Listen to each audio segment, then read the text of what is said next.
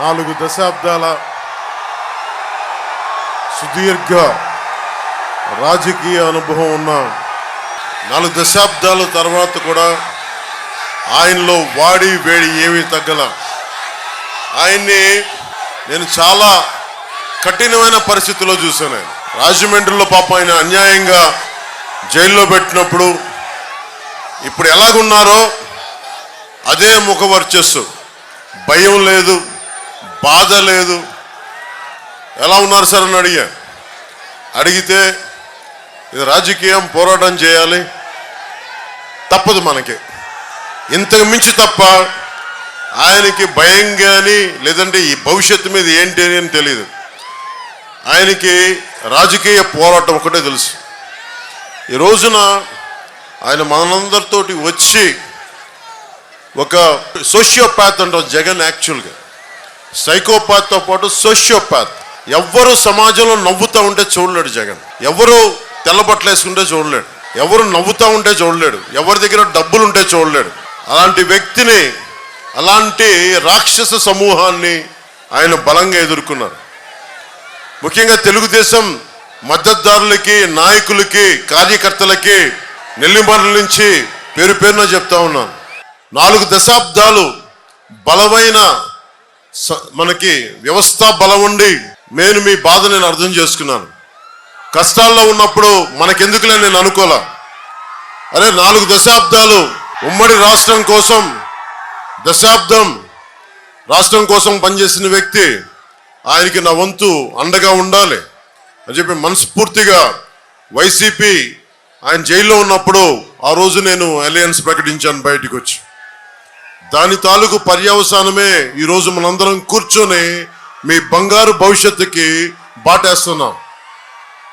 ఇది చాలా త్యాగాలు సిద్ధపడి, మీకు తెలుసు గత 10 సంవత్సరాల్లో ఒంటరి నిర్మాణం పార్టీ 2.5 సంవత్సరాలు 3 సంవత్సరాల నుంచి ఎంత బలంగా పెరిగామో తెలుసు.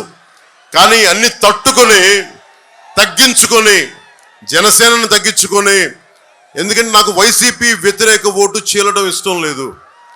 ఆ మాట ఎందుకన్నాను, నాకు సరదా కాదు. ఇక్కడ ఇంతమంది యువత, ఆడపడుచులు, యువతులు, పెద్దలు, మహిళలు, యువకులు ఉన్నారు. ప్రతి ఒక్కరిని మోసం చేసిన ఈ ప్రభుత్వాన్ని గద్దె దింపకపోతే నాకేం జరగదు, చంద్రబాబు గారికి ఏం జరగదు, ఏ రాజకీయ నాయకులకి వెళ్ళిపోతారు. కానీ నాకున్న ఇక్కడ నుంచున్న యువతులు కానీ, ఆడపడుచులు కానీ, ఇక పక్కన కూర్చున్న యువకులు కానీ, మేడల పైన మిద్దెల పైన ఉన్న పెద్దలు, యువకులు కానీ, రైతాంగం కానీ, మనకి చేతి పరిశ్రమల వారు కానీ, ఉద్యోగస్తులు కానీ అందరూ కూడా నలిగిపోతారు. ఒక తప్పు మన కళ్ళ ముందు జరుగుతున్నప్పుడు చూస్తూ చేతులు కట్టుకొని కూర్చోవడం నాకు అలవాట్లేదు. అలాగే ముఖ్యంగా ఉత్తరాంధ్ర ఉపాధి అవకాశాలు దెబ్బతింటా ఉన్నాయి. ఉత్తరాంధ్ర వెనుకబాటుతనం తెలుసు. విజయనగరం వలసలకి మారుపేరైంది. ఇక్కడ వలసలు ఆగాలి, ఉత్తరాంధ్ర వలసలు ఆగాలి, శ్రీకాకుళంలో వలసలు ఆగాలి, విజయనగరంలో వలసలు ఆగాలి, ఇక్కడ పరిశ్రమలు రావాలి, ఇక్కడ యువతి యువకులకి ఉపాధి అవకాశాలు రావాలి. అదే బలమైన ఆలోచన తీసుకొని నేను పొద్దున్న ప్రకటించాను. నెల్లిమర్లకు సంబంధించి నాకు పోయినసారి పోరాట యాత్ర వచ్చినప్పుడు 10,000 మంది పనిచేసే జూట్ కర్మాగారం మూసివేయబడింది. దీన్ని ఎవరికి చేసుకునే వాళ్ళు లేరు. అంటే ఈ రోజున పనిచేయడానికి మనుషులు ఉన్నారు. జూట్ ఉంది ఒకవైపు, కానీ ఎక్కడో బంగ్లాదేశ్ నుంచి ఇంపోర్ట్ చేసుకుంటా ఉన్నాం. ఒకవైపు పనిచేయడానికి కార్మికులకు లేదు, పండించిన పంటకి గిట్టుబాటు ధర లేదు. ఇవన్నీ ఎన్డీఏ ప్రభుత్వం రాగానే, తెలుగుదేశం, జనసేన, భారతీయ జనతా పార్టీ రాగానే దీన్ని జూట్ మిల్ని ఇక్కడే ఉండేలా చేస్తాం, తెరిపించేలా చేస్తాం. అలాగే ఎన్డీఏ కూటమి ముఖ్య లక్ష్యం ప్రతి చేతికి పని, వయసు వచ్చిన ప్రతి యువతి యువకులకి పని కావాలి, ప్రతి చేనుకి నీరు కావాలి. ఇది జనసేన బీజేపీ ఉమ్మడి కూటమి లక్ష్యం.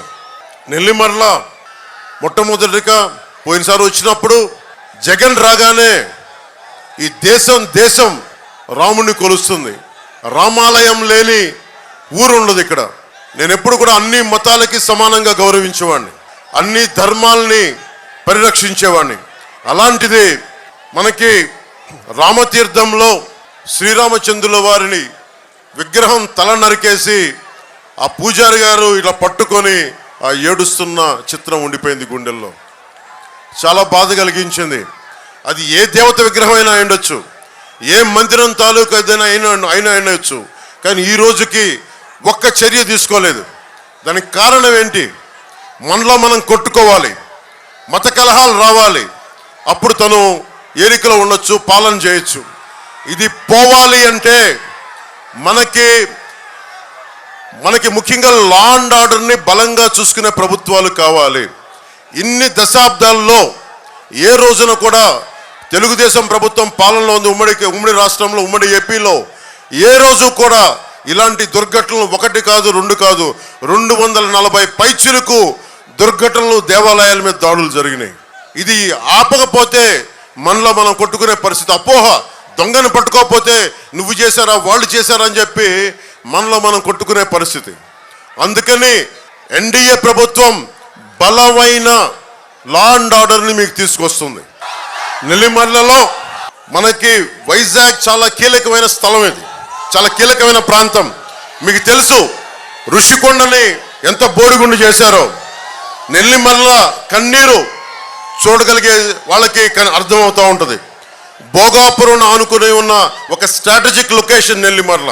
ఆ నెల్లిమర్లకి ఎవరైనా సరే చూడండి, ఉత్తరాంధ్ర నుంచి వైసీపీ నాయకులు అందరూ ఎక్కడి నుంచి వచ్చినా సరే ఇక్కడ కూర్చొని ఉత్తరాంధ్రాన్ని దోపిడీ చేద్దాం, ఇక్కడ ప్రకృతి వనరులను దోచేద్దామన్న దృష్టితో ఉంటారు. ఇక్కడ స్థానికంగా ఒక్కరికి కూడా ఇందాక మన బంగారాజు గారు చెప్పినట్టుగా స్థానికులకి నేల లేకుండా పోతా ఉంది. స్థానికులకి మనకు ఒక పొలం కొనుక్కోవాలంటే అందుబాటులో లేని పరిస్థితికి వచ్చింది.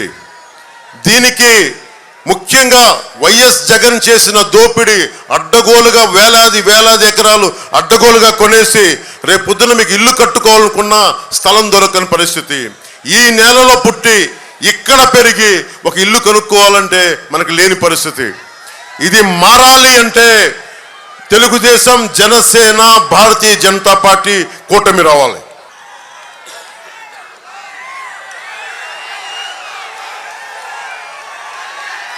బోడుకొండ అప్పలనాయుడు గారు, బొత్స గారి ఆయన ఎక్స్టెండెడ్ హ్యాండ్ అంటారు. బొత్స గారు అక్కడ కూర్చొని ఇక్కడ చేయి చాపితే అది బోడుకొండ అప్పలనాయుడు గారు అవుతారు. ఈ 5 సంవత్సరాల్లో ఒక్క రోడ్డు కూడా వేయలా, ఒక్క అభివృద్ధి కార్యక్రమం చేయలా. మట్టి, ఇసుక, ఆఖరికి మత్స్యకారుల భరోసా కూడా నెల్లిమర్ల ఎంపీపీ భూములు ఇలా ఎలా దొరికితే అలా దోచేశారు. భోగాపురం నేను 2019లో చంద్రబాబు నాయుడు గారు భోగాపురం ఎయిర్పోర్ట్ కడుతున్నాం, నెంబర్ ఆఫ్ ఎయిర్పోర్ట్స్ కావాలి, అటు కర్నూలు ఎయిర్పోర్ట్ ప్రారంభమైన తర్వాత భోగాపురం ఎయిర్పోర్ట్ అంటే నా దృష్టికి ఒకటే వచ్చింది, ఈ భూముల్ని అడ్డగోలుగా కొంతమంది చేస్తారు. ఇక్కడికి వచ్చినప్పుడు నేను భూముల్లో అవకతవకలు అడిగాను తప్ప మనకి వైఎస్ జగన్ చెప్పింది ఏంటంటే అసలు వైజాగ్ ఎయిర్పోర్ట్లోనే ఈగలు తొలుకునే ఎయిర్పోర్ట్, ఇంకొక ఎయిర్పోర్ట్ ఎందుకు అవసరమని. అంటే ఒక మాట మనిషి చెప్పినప్పుడు ప్రతిపక్షంలో అందరూ ఏమనుకుంటారు, నిజమే అకారణంగా చేస్తారని అనుకుంటారు కదా. అలాగే ప్రతిపక్షంలో ఉండగా జగన్ అన్న మాటలు ఎగ్జాక్ట్గా ఇవి. వైజాగ్ ఎయిర్పోర్ట్లో ఈగలు తోలుకుంటుంటే ఈ భోగాపురం ఎయిర్పోర్ట్ అవసరమా అన్న వ్యక్తి అధికారంలోకి వచ్చాక మళ్ళీ మొదలుపెట్టాడు. భోగాపురం ఎయిర్పోర్ట్ క్యాన్సిల్ అయ్యిందని చెప్పాడు, ఇన్సైడర్ ట్రేడింగ్ జరిగిందని చెప్పాడు, భూములు ధరలు పడిపోయేలా చేసిన తర్వాత మళ్ళీ ఆ భూములు తన చేజిక్కించుకొని మళ్ళీ వాళ్ళందరి బినామీలు వచ్చి ఈ భూముల మీద పడ్డారు. అమ్మినోడి దగ్గర అమ్మినట్టుగా కొనేశారు, అమ్మని వాడి మీద దౌర్జన్యం చేశారు. మొత్తం భూములు చేతుల్లోకి తీసుకున్నాక మళ్ళీ చెల్లికి మళ్ళీ పెళ్ళినట్టుగా చంద్రబాబు గారు ఏ స్థలంలో ఎయిర్పోర్ట్ శంకుస్థాపన చేశారో అదే ఎయిర్పోర్ట్లో మళ్ళీ భూముల రేట్లు పెంచి మళ్ళీ అక్కడే కూర్చొని శంకుస్థాపన చేశాడు. భూమి మిగలేదు, డబ్బులు రాలేదు. ఇలాంటి ద్వంద్వ నీతి. మనకి రాజధాని ఏమో అమరావతికి 35,000 కాదు 50,000 ఎకరాలు కావాలని చెప్పిన వ్యక్తి 3 రాజధానులు అని చెప్పాడు. ఉత్తరాంధ్ర వెనకబడిపోతుందని చెప్పాడు. ఎయిర్పోర్ట్లో మనకి ఈ రోజుకి రాజధాని లేదు. ప్రతిపక్షంలో ఉండగా ఆ భూములు ఏమైపోయిన పోరాటం చేసి నటించాడు. ఇప్పుడు భూమి ఆ నిర్వాసితులు డబ్బులు రెండు దోచేశారు. ఎయిర్పోర్ట్స్ అథారిటీ ఇండియాకి ఇవ్వాలి, ఎయిర్పోర్ట్స్ ఆఫ్ అథారిటీ ఆఫ్ ఇండియాకి ఇవ్వాలి అని అన్న వ్యక్తి జిఎంఆర్కి ఇచ్చేశారు. మళ్ళీ ఏదైతే చంద్రబాబు గారు జిఎంఆర్కి ఇచ్చారో మళ్ళీ అది తప్పని చెప్పి ఆ రోజు చెప్పిన వ్యక్తి, రివర్స్ టెండరింగ్ అని చెప్పిన వ్యక్తి మళ్ళీ ఈ రోజున అధికారంలోకి వచ్చి మళ్ళీ అదే జిఎంఆర్ సంస్థకి ఇచ్చాడు. ఇలా తలతిక్క పనులు ఏమంటామంటే నవనందులు చేసే పనులు అంటాం. మగధ రాజ్యంలో చాణక్యుడు చంద్రగుప్తులు ఏలిన కాలంలో నవనందులనే ఉండేవాళ్ళు. నవనందులు ఏంటంటే తలతిక్క పనులు, హింస, దోపిడీ ఇవన్నీ చేసేవాళ్ళు. నవనందులకి కావాల్సింది ప్రజలు చాణక్య చంద్రగుప్తుల్లా అవ్వాలి. మీరందరూ వ్యూహం వేయాలి, చంద్రగుప్తుల్లా పోరాటం చేయాలి. చేస్తే కానీ ఈ వైసీపీ నవనందుల్ని గద్దెకి దింపలేం. చాలా తక్కువ సమయం ఉంది మనకి. ఇన్ని సంవత్సరాలు బలంగా రోడ్ల మీద తిరిగాం, దెబ్బలు తిన్నాం, తిట్లు తిన్నాం, నానా మాటలు అనిపించుకున్నాం. ఎప్పుడు ఇంట్లో నుంచి బయటికి రాని మా ఇంటి ఆడపడుచులను కూడా తిట్టించుకున్నాం. అదంతా మీ భవిష్యత్తు కోసం మేము మాటలు పడ్డాం.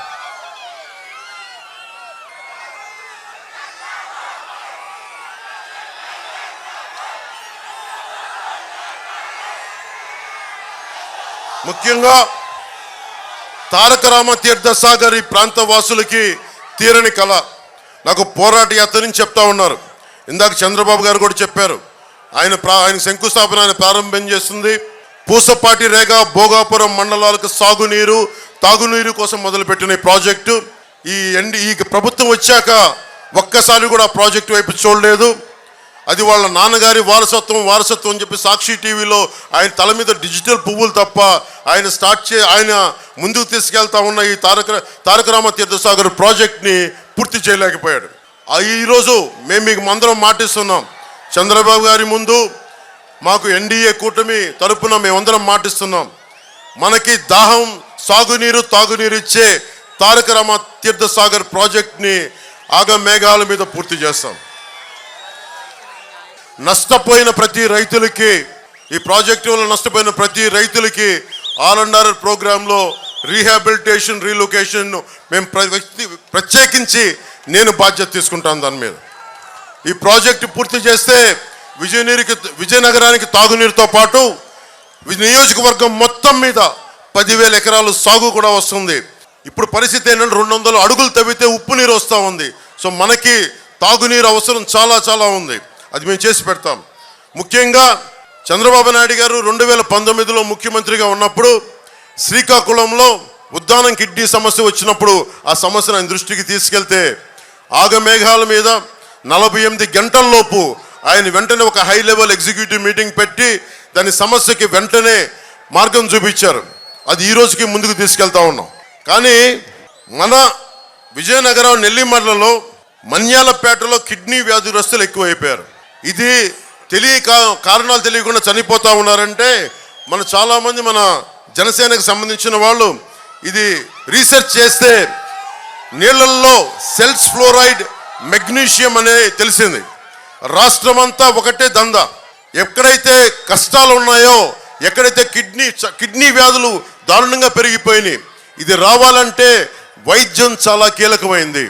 ఆ వైద్యానికి ప్రతి గ్రామంలో, ప్రతి పంచాయతీలో, ప్రతి మండలంలో ఒక ప్రాథమిక ఆసుపత్రి, secondary care hospitals, tertiary care ఇవి తీసుకొచ్చే బాధ్యత జనసేన, తెలుగుదేశం, భారతీయ జనతా పార్టీ కూటమి ప్రభుత్వం తీసుకుంటుంది.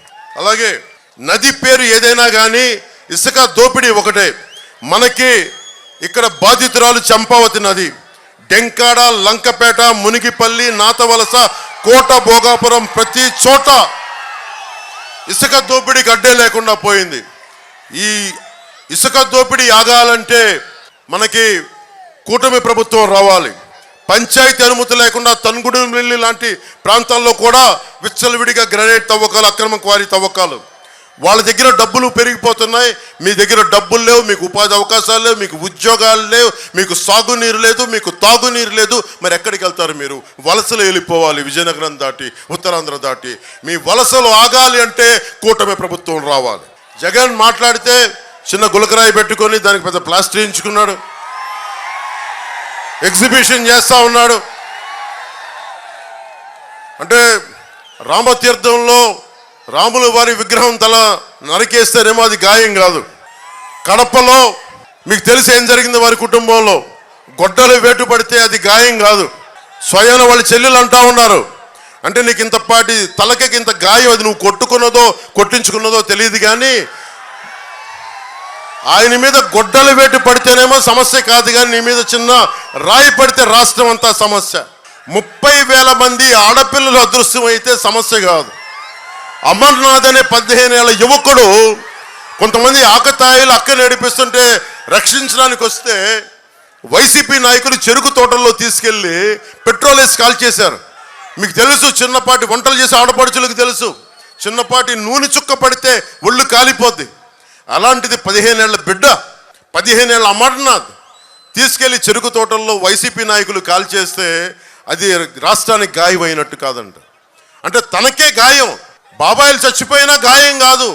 రాముల వారి విగ్రహం కింద పడ్డా మా మనోభావాలు, మన మనసులు గాయపడవు. ఆయన నుదుటికి చిన్నపాటి గాయం పడితే మొత్తం ఆయన కదిలిపోయాడు, రాష్ట్రం అంతా కదిలిపోవాలి. అలాగే ముఖ్యంగా బీసీ, ఎస్సీ, ఎస్టీ సమాజాలకి చంద్రబాబు గారు చెప్పారు, మేము కూడా దాన్ని ఉద్ఘాటిస్తున్నాం. ఏదైతే సబ్ ప్లాన్ ఫండ్స్ ఉన్నాయో అవి ఎక్కడికి దారి మళ్లించకుండా దేనికైతే నిర్దేశింపబడ్డాయో వాటికే ఖర్చు చేస్తాం. అలాగే ముఖ్యంగా 27 దళిత విద్యార్థులకు సంబంధించిన పథకాలు కానీ, అలాగే అంబేద్కర్ విదేశీ విద్యా పథకాన్ని తిరిగి పునరుద్ధరిస్తాం.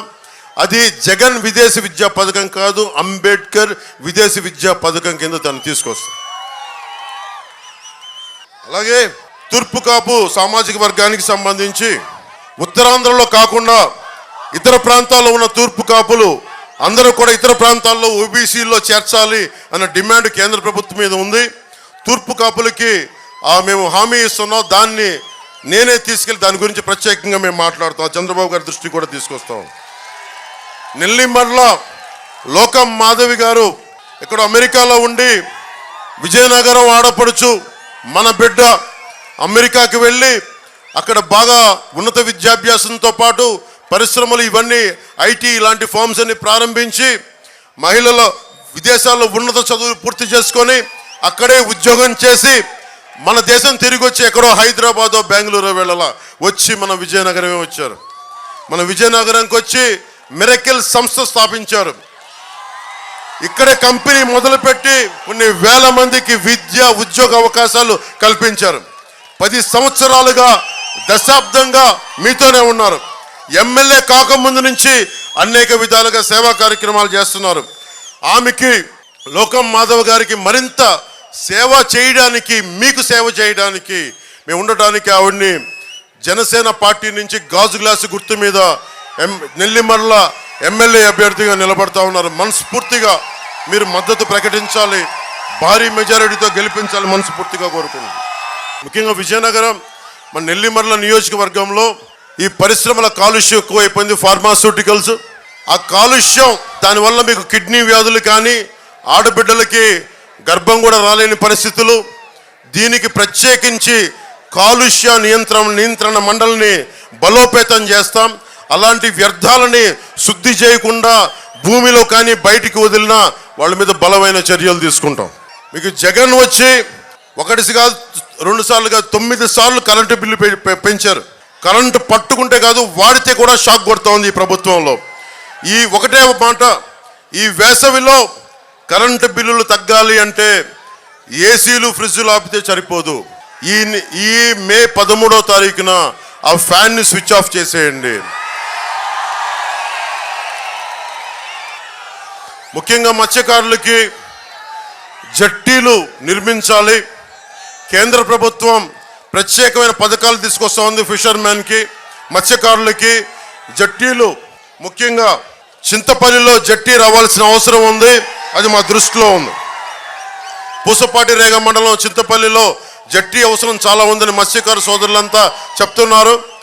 ఎమ్మెల్యే అభ్యర్థిగా మనకి లోకం మాధవ్ గారిని గెలిపిస్తే నేను అలాంటి సమస్యలన్నీ చంద్రబాబు గారి దృష్టికి తీసుకెళ్ళి వాటిని మేమందరం ఒక బలమైన ఒక నిర్ణయాలు తీసుకొని ప్రతి 30-40 కిలోమీటర్లకి 70 కిలోమీటర్లకి చిన్న జట్టీలు పెద్ద జట్టీలు ముఖ్యంగా మత్స్యకారులు తీసుకొచ్చే పోరాటం చేస్తాం. ముఖ్యంగా యువతకి మీరు ఏ కులం ఏమైనా అడుగుతారు. చంద్రబాబు గారు కూడా చెప్పాను మొన్న, కుల గణాంకాలతో పాటు ఇక్కడున్న ఆడపడుచులకు కూడా యువతులకు కూడా యువకులకు కూడా మీ కులంతో పాటు మీ ప్రతిభ మీ సమర్థత ఏంటి అని తీసుకుంటే దానికి తగ్గట్టుగా స్కిల్ డెవలప్మెంట్ తీసుకొస్తాం. మీరు ఎక్కడికి వెళ్ళాలన్నా, విదేశాలు వెళ్ళాలన్నా, లేదంటే ఇంకా పెద్ద చదువులు చదవాలన్నా, ఏదైనా నేర్చుకోవాలన్నా, వొకేషనల్ ట్రైనింగ్ ఎలాంటిదైనా సరే మీ ప్రతిభ మీ ఇష్టాలు అయిష్టాలని అన్ని కనుక్కొని మీకు స్కిల్ డెవలప్మెంట్ చేసి పెడతాం. అలాగే ప్రభుత్వ ఆసుపత్రుల్ని చాలా ఆరోగ్యవంతంగా చేసి పెడతాం.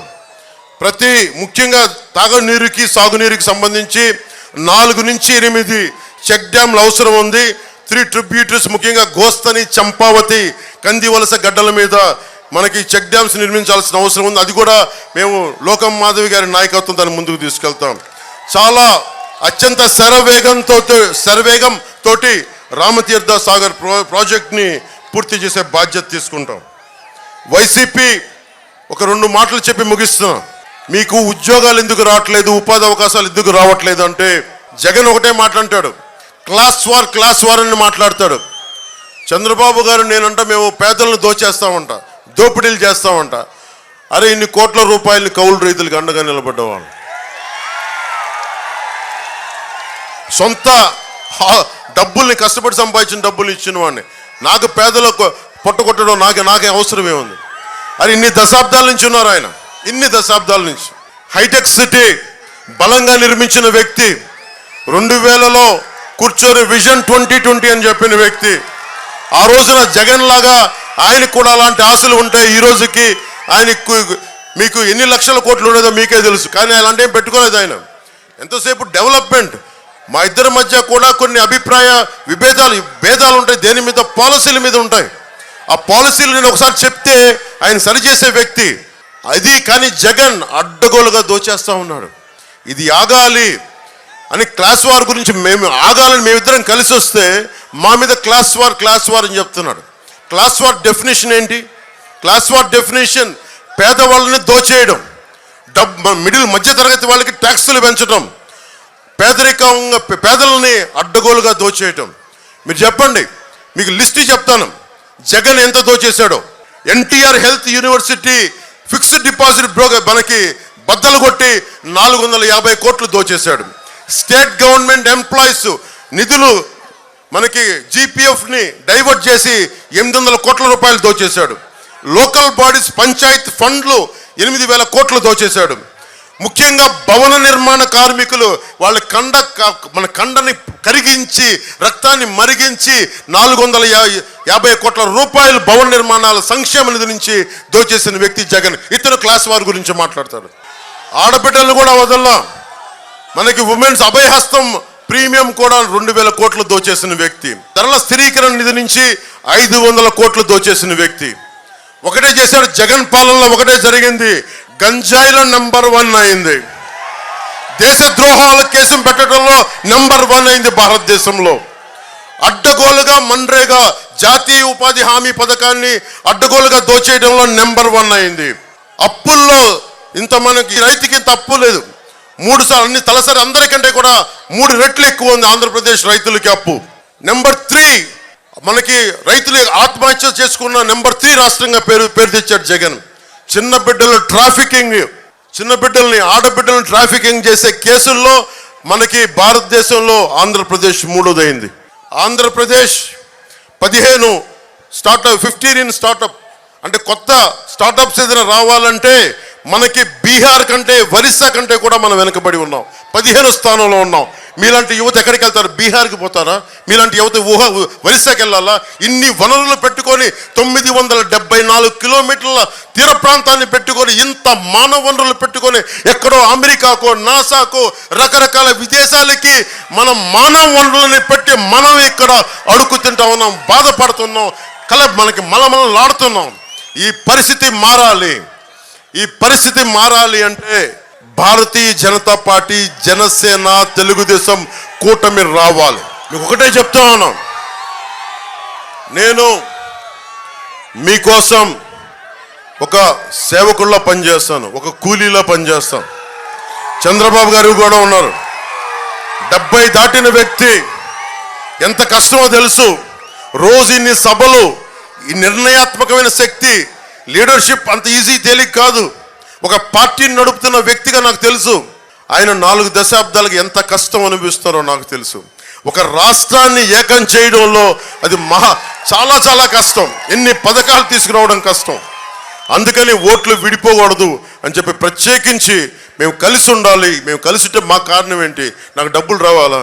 నిన్న నా అఫిడవిట్ చూశారు. ఆ దాదాపు 65 కోట్లు నేను ట్యాక్స్ కట్టాను. నాకు సత్తా ఎంతో చూడండి. అంత ట్యాక్స్ కట్టిన నాకేముంది అవసరం? రాజకీయాల్లో నాకు డబ్బు సంపాదించాల్సిన అవసరం ఏముంది? కానీ మీ కన్నీరు ఒక చుక్క ఒకటి తొడవగలిగితే నాకు దానికి పొందే ఆనందం అంతా ఎంతగా. పూజ్యులు పెద్దలు, పతివాడ టీడీపీ సీనియర్ నాయకులు, 7 సార్లు ఎమ్మెల్యేగా చేసిన పతివాడ నారాయణ స్వామి గారికి ప్రత్యేకించి ఈ నెల్లిమల్లి సభ నుంచి మీకు ప్రత్యేకంగా మీకు నా హృదయపూర్వక నమస్కారాలు తెలియజేసుకుంటా ఉన్నాను. అలాగే త్యాగం చాలా కీలకమైంది. జనసేన ఎలా తగ్గిందో, జనసేన నాయకులు ఎలా తగ్గారో, చాలా చోట్ల టీడీపీ నాయకులు కూడా తగ్గారు. పాపం తగ్గాల్సి పరిస్థితి, మిమ్మల్ని గెలిపించడానికి తగ్గాల్సిన పరిస్థితి. అలాంటి పరిస్థితుల్లో బంగారు రాజు గారుగా నీకు నెల్లిమర్లకి చాలా బలంగా పనిచేసి ఆయన స్థానాన్ని పాపం లోకల్ మాధవ్ గారికి మనస్ఫూర్తిగా ఇచ్చినందుకు మనస్ఫూర్తిగా మీకు బంగారు రాజు గారికి నెల్లిమల్లి సభ నుంచి ప్రత్యేకంగా ధన్యవాదాలు చెప్తా ఉన్నాను. అలాగే బి శ్రీధర్ గారికి, బీజేపీ ఇన్ఛార్జ్, వారికి కూడా నా నమస్కారాలు తెలియజేస్తా ఉన్నాను. పడాల అరుణ్ గారు, జనసేన పిఎస్సి మెంబర్, వారికి కూడా నా కృతజ్ఞతలు తెలియజేసుకుంటా ఉన్నాను. శ్రీనివాసులు రెడ్డి గారు, టీడీపీ జోనల్ ఇన్ఛార్జ్ గారికి కూడా మనస్ఫూర్తిగా నా కృతజ్ఞతలు తెలియజేసుకుంటా ఉన్నాను. ముఖ్యంగా ఈ రెండు ఒక్కసారి గాజు గ్లాస్ గుర్తు మీద శ్రీ లోకం మాధవి గారు జనసేన పార్టీ గాజు గ్లాస్ గుర్తు మీదుగా పోటీ చేస్తూ ఉన్నారు. శ్రీ కె అప్పల్ నాయుడు గారు ఎంపీ క్యాండిడేట్గా టీడీపీ నుంచి సైకిల్ గుర్తు మీద పోటీ చేస్తున్నారు. వీరిని భారీ మెజారిటీతో గెలిపించవలసిందిగా మనస్ఫూర్తిగా కోరుకుంటున్నాం. మేము ఉన్నది 5 సంవత్సరాలకి రావట్లా. 25 కేజీల బియ్యం కాదు, 5,000 రూపాయలకి కాదు. కనీసం మా కంఠంలో ప్రాణం ఉన్నంత వరకు మీకు భవిష్యత్తు బాగుండాలి. 25 కేజీల బియ్యం కాదు, 5,000 జీతం కాదు, 25 సంవత్సరాల బంగారు భవిష్యత్తు ఇవ్వడానికి ఈ రోజున నేను, చంద్రబాబు గారు, నరేంద్ర మోదీ గారు మేమందరం కలిసి సమిష్టిగా మేము ముందుకు వచ్చాం. అడగందే అమ్మైనా పెట్టదంటారు. స్టీవ్ జాబ్స్ ఒకటే మాట చెప్తాడు, ఏదైనా సరే నీకు కావాలంటే నువ్వు అడగాలని చెప్పి. నేను ఈ రోజున అడగట్లేదు, అభ్యర్థిస్తున్నాను మిమ్మల్ని, రాష్ట్ర ప్రజలందరినీ అభ్యర్థిస్తున్నా. ఈ అభ్యర్థన దేనికి? మా కడుపులు నింపుకోవడానికి కాదు. ప్రభుత్వం మారాలి, ఎన్డీఏ కూటమి రావాలి, తెలుగుదేశం, జనసేన, భారతీయ జనతా పార్టీ ప్రభుత్వం రావాలి, కేంద్రంలో నరేంద్ర మోదీ గారు రావాలి, మనస్ఫూర్తిగా ఇక్కడ కూటమి రావాలని మనస్ఫూర్తిగా మీరు మీ భవిష్యత్తు కోసం మేము అందరం నిలబడి ఉన్నాం. దశాబ్దంగా తిట్లు, అన్ని రకాలుగా కేసులు పడతా ఉన్నాం. సో మీ అందరూ ఆశీస్సులు ఇవ్వాలని మనస్ఫూర్తిగా కోరుకుంటూ సెలవు తీసుకున్నాను. జై బీజేపీ, జై తెలుగుదేశం, జై జనసేన, జై హింద్.